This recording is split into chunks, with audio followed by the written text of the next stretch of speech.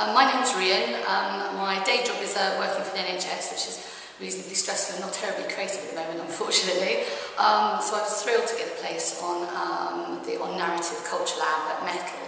I didn't really know what to expect before I came along here. I think I had different ideas of what a retreat might be, particularly as I was lucky enough to have residency in Chalkwell Hall at the time.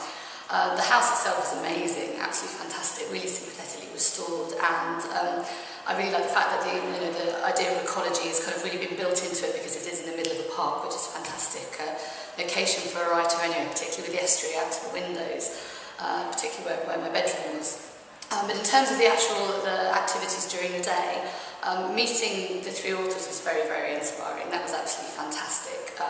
They were very generous with their time, they were very patient with our questions, and it felt like nothing was off limits. They were really interested in sharing the kind of what they saw the details of their craft as being, with people who obviously are very fledgling and kind of desperate for knowledge and information, which was amazing. The other people on the course are fantastic. I think we're all kind of developing little firm friendships now, which is great, and it made for a really supportive environment in which to share pieces of work. I'm currently working on my first novel. I have about 5 temporarily drafted all over the place, but this is the one that I'm focusing on, and I hope to maybe take part in the Shorelines Festival next October. Should it be ready then and good enough, and hopefully it will be, because I feel quite inspired and galvanised by the events of this week. And in fact, in a moment, I'm just going to go out there and read an extract from my novel, so we'll see what the feedback's like. But so far, it's been very positive, and really, I felt that I've learnt a lot actually, about not just about the art of writing, but about myself as well. I think I come across as reasonably outgoing generally as a person, but when it comes to my writing, I'm used to being quite a hermit and it being quite a personal thing. So to be able to share with people who not only were encouraging but had a genuine interest in what I was working on was really flattering and really valuable. And the staff here have been fantastic too. I really couldn't fault it. It has exceeded all of my expectations really, and definitely whet my appetite to do more activities along this line. This is an extract from my novel, The Chemist's Daughter.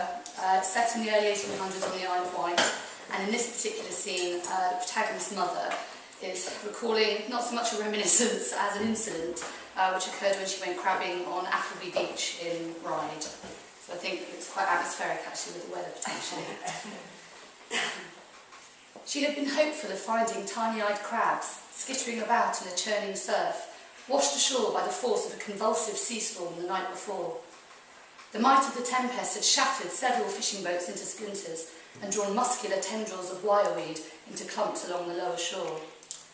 Eva used a stick to burst the air bladders of the brown-green foliage, but found only sea squirts and flat periwinkles caught up in the sidelong rubbery branches. Rattled by her exertions, she abandoned the beach, thinking the currents might have swept the crustaceans and deposited them into the cracked section at the farthest end of the seawall. The sky mottled into a jostle of pinks and tangerines as she reached the end of the breakwater.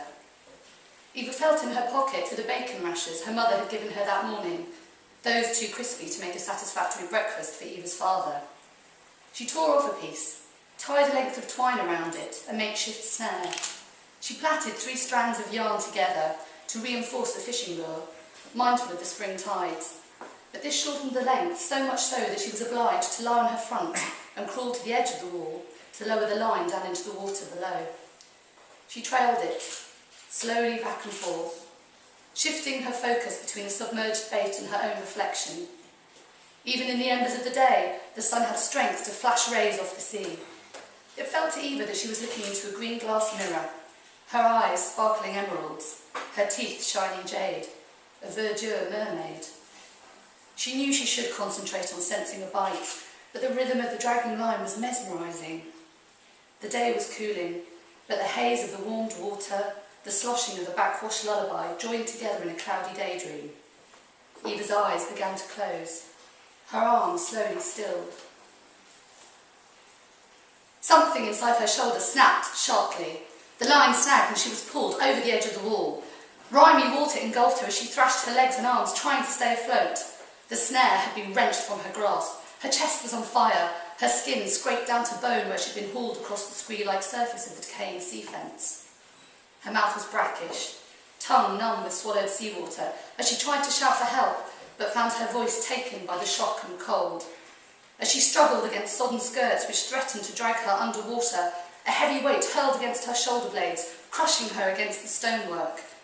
Her stiff fingertips sought out clefts in the masonry and, gratefully, found 2 gaps into which she inserted her hands and anchored herself to the wall.